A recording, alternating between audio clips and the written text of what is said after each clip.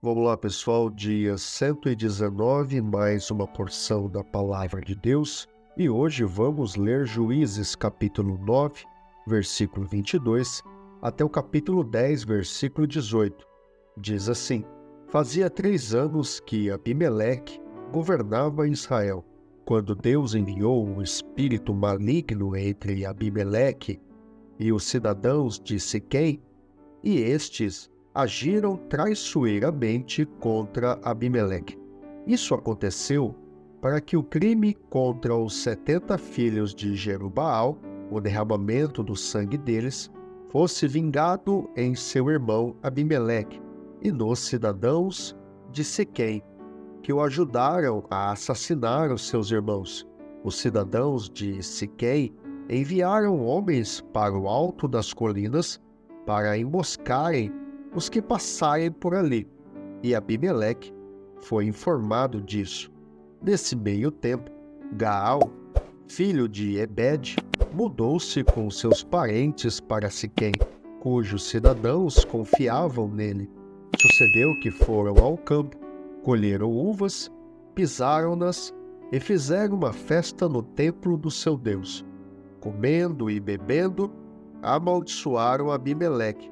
Então Gaal, filho de Ebed, disse: Quem é Abimeleque para que o sirvamos? E quem é Siquém? Não é ele o filho de Jerubaal? E não é Zebum o seu representante? Sirvam os homens de Amor, o pai de Siquém. Por que servir Abimeleque? Se eu tivesse esse povo sob o meu comando, eu me livraria de Abimeleque e lhe diria: mobilize o seu exército e venha. Quando Zebul, governante da cidade, ouviu o que dizia Gaal, filho de Ebed, ficou indignado. Secretamente enviou mensageiros a Abimeleque, dizendo: Gaal, filho de Ebed, e seus parentes vieram a Siquém e estão agitando a cidade contra você. Venha de noite, você e seus homens, e fiquem à espera no campo. De manhã, ao nascer do sol, avance contra a cidade. Quando Gaal e sua tropa atacarem, faça com eles o que achar melhor. E assim, Abimeleque e todas as suas tropas partiram de noite e prepararam emboscadas perto de Siquém, em 4 companhias. Ora, Gaal, filho de Ebed, tinha saído e estava à porta da cidade quando Abimeleque e seus homens saíram da sua emboscada. Quando Gaal os viu, disse a Zebul: Veja, vem gente descendo do alto das colinas. Zebul, porém, respondeu: Você está confundindo as sombras dos montes com homens. Mas Gaal tornou a falar: Veja, vem gente descendo da parte central do território, e uma companhia está vindo pelo caminho do carvalho dos adivinhadores. Disse-lhe Zebul: Onde está toda aquela sua conversa? Você dizia: Quem é Abimeleque para que o sirvamos? Não são estes os homens que você ridicularizou? Saia e lute contra eles. Então Gaal conduziu para fora os cidadãos de Siquém e lutou contra Abimeleque. Abimeleque o perseguiu e ele fugiu. Muitos dos homens de Siquém caíram mortos ao longo de todo o caminho até a porta da cidade. Abimeleque permaneceu em Arumá e Zebul expulsou Gaal e os seus parentes de Siquém. No dia seguinte, o povo de Siquém saiu aos campos e Abimeleque ficou sabendo disso. Então dividiu seus homens em 3 companhias e armou emboscadas no campo. Quando viu o povo saindo da cidade, levantou-se contra ele e atacou. Abimeleque e as tropas que estavam com ele avançaram até a porta da cidade. Então, 2 companhias avançaram sobre os que estavam no campo e os mataram. E Abimeleque atacou a cidade o dia todo até conquistá-la e matar o seu povo. Depois destruiu a cidade e espalhou sal sobre ela. Ao saberem disso, os cidadãos que estavam na torre de Siquém entraram na fortaleza do templo de El-Beite. Quando Abimeleque soube que se havia reunido lá, ele e todos os seus homens subiram o monte Zalmon. Ele apanhou o machado, cortou um galho de árvore e o pôs nos ombros. Então deu esta ordem aos homens que estavam com ele: rápido, faça o que eu estou fazendo. Todos os homens cortaram galhos e seguiram Abimeleque. Empilharam os galhos junto à fortaleza e a incendiaram. Assim morreu também o povo que estava na torre de Siquém, cerca de 1000 homens e mulheres.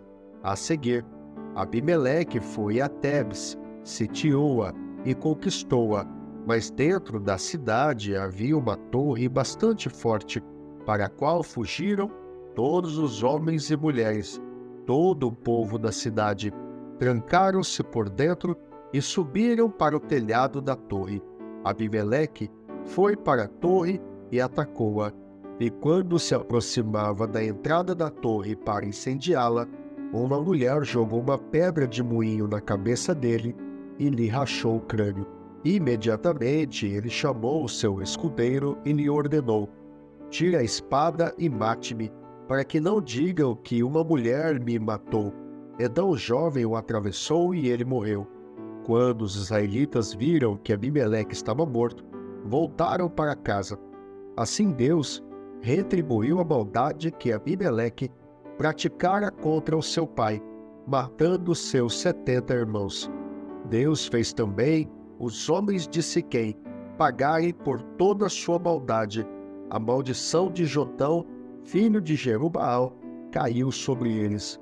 Depois de Abimeleque, um homem de Issacar, chamado Tolá, filho de Puá, filho de Dodô, levantou-se para libertar Israel. Ele morava em Samir, nos montes de Efraim, e liderou Israel durante 23 anos. Então morreu e foi sepultado em Samir. Depois dele, veio Jair, de Gileade, que liderou Israel durante 22 anos. Teve 30 filhos, que montavam 30 jumentos. Eles tinham a autoridade sobre 30 cidades, as quais até hoje são chamadas povoados de Jair, e ficam em Gileade. Quando Jair morreu, foi sepultado em Camon. Mais uma vez, os israelitas fizeram o que o Senhor reprova. Serviram aos Balaíns, às imagens de Astarote, aos deuses de Arã, aos deuses de Sidom, aos deuses de Moabe, aos deuses dos Amonitas e aos deuses dos Filisteus. E como os israelitas abandonaram o Senhor e não mais lhe prestaram culto, a ira do Senhor se acendeu contra eles. Ele os entregou nas mãos dos filisteus e dos amonitas, que naquele ano os humilharam e os oprimiram. Durante 18 anos, oprimiram todos os israelitas do lado leste do Jordão, em Gileade, terra dos amorreus. Os amonitas também atravessaram o Jordão para lutar contra Judá, contra Benjamim e contra a tribo de Efraim, e grande angústia dominou Israel. Então os israelitas clamaram ao Senhor, dizendo: temos pecado contra ti, pois abandonamos o nosso Deus e prestamos culto aos Balaíns. O Senhor respondeu: quando os egípcios, os amorreus, os amonitas, os filisteus, os sidônios, os amalequitas e os maonitas os oprimiram, e vocês clamaram a mim, eu os libertei das mãos deles. Mas vocês me abandonaram e prestaram culto a outros deuses. Por isso não os livrarei mais. Clamem aos deuses que vocês escolheram, que ele os livre na hora do aperto. Os israelitas, porém, disseram ao Senhor: nós pecamos. Faze conosco o que achares melhor, mas te rogamos, livra-nos agora. Então eles se desfizeram dos deuses estrangeiros que havia no meio deles e prestaram culto ao Senhor. E ele não pôde mais suportar o sofrimento de Israel. Quando os amonitas foram convocados e acamparam em Gileade, Os israelitas reuniram-se e acamparam em Mispá. Os líderes do povo de Gileade disseram uns aos outros: quem iniciar o ataque contra os amonitas será chefe dos que vivem em Gileade. Lucas capítulo 24, versículo 13 a 53. Naquele mesmo dia, 2 deles estavam indo para um povoado chamado Emaús, a 11 quilômetros de Jerusalém. No caminho, conversavam a respeito de tudo o que havia acontecido. Enquanto conversavam e discutiam, o próprio Jesus se aproximou e começou a caminhar com eles. Mas os olhos deles foram impedidos de reconhecê-lo. E ele lhes perguntou: sobre o que vocês estão discutindo enquanto caminham? Eles pararam, com os rostos entristecidos. Um deles, chamado Cleopas, perguntou-lhe: você é o único visitante em Jerusalém que não sabe das coisas que ali aconteceram nestes dias? Que coisas? Perguntou ele. O que aconteceu com Jesus de Nazaré? Responderam eles. Ele era um profeta, poderoso em palavras e em obras diante de Deus e de todo o povo. Os chefes dos sacerdotes e as nossas autoridades o entregaram para ser condenado à morte e o crucificaram. E nós esperávamos que era ele que ia trazer a redenção a Israel. E hoje é o 3º dia desde que tudo aconteceu. Algumas das mulheres entre nós nos deram um susto hoje. Foram de manhã bem cedo ao sepulcro e não acharam o corpo dele. Voltaram e nos contaram ter tido uma visão de anjos que disseram que ele está vivo. Alguns dos nossos companheiros foram ao sepulcro e encontraram tudo exatamente como as mulheres tinham dito, mas não o viram. E ele lhes disse: como vocês custam a entender e como demoram a crer em tudo que os profetas falaram? Não devia o Cristo sofrer estas coisas para entrar na sua glória? E começando por Moisés e todos os profetas, explicou-lhes o que constava a respeito dele em todas as Escrituras. Ao se aproximarem do povoado para o qual estavam indo, Jesus fez como quem ia mais adiante, mas eles insistiram muito com ele: fique conosco, pois a noite já vem, o dia já está quase findando. Então ele entrou para ficar com eles. Quando estava à mesa com eles, tomou o pão, deu graças, partiu e o deu a eles. Então os olhos deles foram abertos e o reconheceram, e ele desapareceu da vista deles. Perguntaram-se um ao outro: não estava queimando o nosso coração enquanto ele nos falava no caminho e nos expunha as Escrituras? Levantaram-se e voltaram imediatamente para Jerusalém. Ali encontraram os 11 e os que estavam com eles reunidos, que diziam: é verdade, o Senhor ressuscitou e apareceu a Simão. Então os 2 contaram o que tinha acontecido no caminho e como Jesus fora reconhecido por eles quando partia o pão.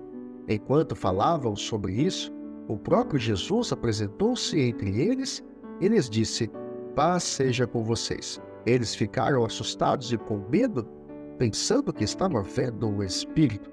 Ele lhes disse: por que vocês estão perturbados e por que se levantam dúvidas no coração de vocês? Vejam as minhas mãos e os meus pés, sou eu mesmo. Toquem-me e vejam, o espírito não tem carne nem ossos, como vocês estão vendo que eu tenho. Tendo dito isso, mostrou-lhes as mãos e os pés, e por não crerem ainda, tão cheios estavam de alegria e de espanto, e ele lhes perguntou: vocês têm aqui algo para comer? Deram-lhe um pedaço de peixe assado, e ele o comeu na presença deles. E disse-lhes: foi isso que eu falei enquanto ainda estava com vocês. Era necessário que se cumprisse tudo o que a meu respeito está escrito na lei de Moisés, nos profetas e nos salmos. Então lhe abriu o entendimento para que pudessem compreender as Escrituras. E lhes disse: está escrito que o Cristo haveria de sofrer e ressuscitar dos mortos no terceiro dia, e que em seu nome seria pregado o arrependimento para perdão de pecados a todas as nações, começando por Jerusalém. Vocês são testemunhas destas coisas. Eu envio a vocês a promessa de meu Pai, mas fiquem na cidade até serem revestidos do poder do alto.